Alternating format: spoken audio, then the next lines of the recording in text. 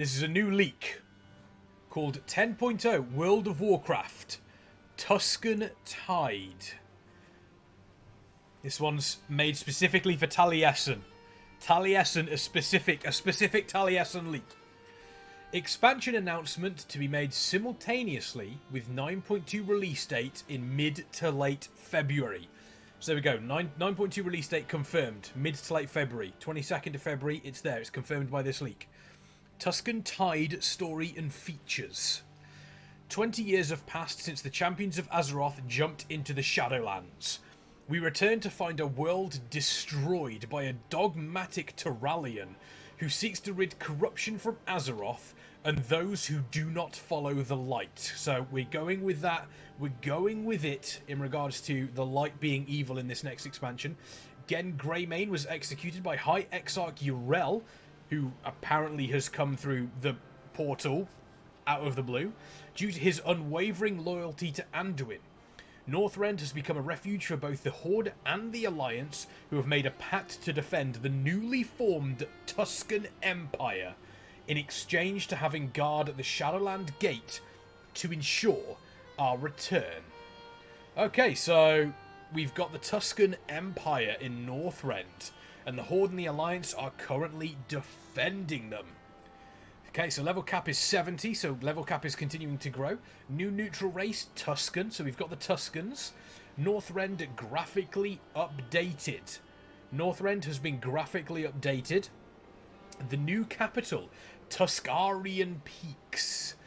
Ooh, we have a new mountain range, the Tuskarian Peaks. Expansion is in Azeroth, so flying is available at start.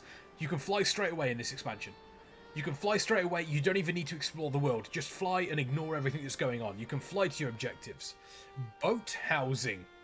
We've got boat housing coming in. A new profession, carpentry / lumberjack. Okay. No new leveling zones. So no new leveling zones. Instead, players will progress the story in the form of a new mode known as Territorial Dominance. Which, you know, sounds like I think I've seen a film called that before. Think Guild Wars 2, Living Stories. However, each major patch will unveil graphically updated old zones. The first of 5 patches will see our champions to reclaiming both Northern Kalimdor and Northern Eastern Kingdoms, which have been drastically altered by the light, seeming like a whole new zone. The first part of the expansion will play out as a tug-of-war pushing Territorial and Yrel back to Outland. Flying is only allowed in conquered territories. Like occupied territories, will kill player after 10 seconds. So flying is available at start, but you can only do it in conquered territories. Flying is available at start, but you can only do it in conquered territories. We're pushing back Territorial and Yrel back to Outland. We're pushing hard, pushing hard, pushing hard. There's no quests to do, so all you do is you just push back everything. There's no real quests to do here, so you just have to keep pushing back graphically updated old zones. I'm assuming they'll be updated as we go through them. Northern Eastern Kingdoms and Northern Kalimdor are going to be drastically altered by the light. I'm questioning how Northern Kalimdor is, and how we can push them back to Outland from Northern Kalimdor. And also, wouldn't we have to push them back to Draenor? Wouldn't we have to push them back to Draenor? So this whole thing relies on the Dark Portal opening to alternate universe Draenor again, which is not mentioned at any point during this opening. So we don't know how they got here, but High Exarch Yrel is here. You better be careful. Getting to know the Tuscan. Unlocking these lovable creatures will not be an easy task. Champions who have been absent from the struggles of everyday life will have to prove themselves worthy by running errands. So, the champions who have been absent from the struggles of everyday life, I'm assuming there's a time skip. I'm assuming there's a time skip, 20 years of us in Shadowlands, but surely if we've been in Shadowlands, how have we been absent from the struggles of everyday life? Haven't we already done everything that there is to do, and now suddenly we're having to prove ourselves to the Tuskar? That seems a little bit odd. Professions, those fish won't catch themselves. So, good, running errands. So fantastic. So to prove myself to the Tuskar Empire, I'm going to catch fish. As if catching fish means that I will be able to defend them. I mean, I don't know about you, but catching fish, it takes skill. But if I had the choice between a trained soldier and a fisherman to protect me in battle, I know which one I'm going for. And it's not the one with a fishing rod. I can guarantee you that. Question setting up a naval yard for the upcoming territorial dominance. Be prepared to defend Tuskarian peaks from the light as they attempt to breach our shorelines. Okay, so what is territorial dominance? Once a naval yard has been built, players will have access to player housing in the form of customizable ships. Player housing has been mentioned. This has to be real. This has to be real. Blizzard are giving us everything we ever want because subs are declining that quickly. So player housing is this. It must be. That must be it. It must be it. Players will use their crafted ship as both the transportation device to reach enemy shores and personal housing. These ships can be unlocked to increase its size and storage. Guild leaders may purchase a dreadnought to serve as a guild hall to launch guild missions within the theatre of war. Okay, you're throwing a lot of names at me. What are guild missions? What's the theatre of war? What are these things? I'm assuming it's some kind of new endgame content? Like a dungeon? Guild Dreadnoughts will allow players to choose any dungeons from a list, including its difficulty. This feature will give players an incentive to join guilds and work towards achieving common goals. How? How will that give players more of an incentive?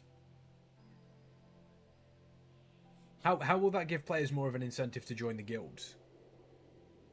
Because they have a ship? Because they can choose dungeons from a list?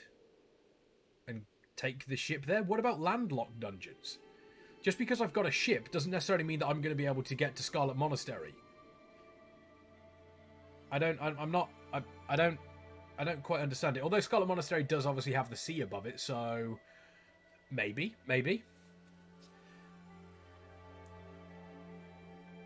This feature will give players an incentive to join guilds. Once regions have conquered, new regions per patch, players will unlock a new harbour to customise their ships. There will be many ships, but this one is yours. Show off your interior skills by taking up both the lumberjack and carpentry professions. Like the goblins of old, players will go out to the forest and collect the resources required to make a fancy table or a bar for the next guild hangout, or to sell them on the market. Okay, so once again, player housing, it just becomes a ship, but it can only be unlocked when you get a new patch. So you can only really upgrade it when you get a new patch, again locking players into that. Furniture blueprints can drop from bosses in old dungeons, raids, and in some other hidden ways. The war awaits. Excited to share this. See you all very soon. Now, I don't want to be somebody to call somebody's bluff. I don't want to be the person to call somebody's bluff. So I'm not going to do it. This is absolutely 100% genuine. Tuscan Tide. It has to be. Who would make a leak about the Tuskar and the Tuscan Empire without knowing that that has to be true? Who would do this? Who would do something like that? Give us hope about having a neutral Tuscan race. Not only that, but we've also got player housing in the form of customizable ships, something that players have wanted forever. Furniture blueprints. I mean, I'm not going to lie. If they did decide to add in blueprints, then I would absolutely go for it. I think furniture blueprints dropping from old dungeons, raids, and everything is pretty cool. I've always liked that idea. But outside of that, again, I'm not entirely sure. I mean, Taliesin has been talking about Tuskar for a very long time, and Taliesin has wanted for a little while to be writing a leak. I wouldn't be surprised if this was actually Taliesin who leaked this. I would not be surprised if this was Taliesin who leaked this.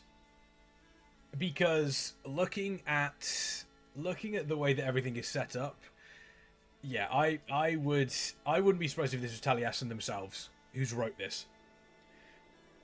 Because they've spoken about how they wanted to do leaks before. They've spoken how they wanted to trick people. And obviously Tuskarrs are the one race that Taliesin wants to see in. So again, I'm going to go out on a limb and say if this wasn't created by Taliesin, it's somebody who somebody has created this specifically as Taliesin bait. That's specifically what this is. It's entertaining to read, and some of the ideas are not terrible. If you've got a crafting system where it revolves around player housing, having blueprints come from bosses in old dungeons and raids is quite cool. The idea of having this constant pushback on an invading enemy is not a terrible idea either. There are some good ideas on here, but Tuskarrian Peaks, Tuscan Tide is the name. Yeah, it's tough to say that this is going to be legit.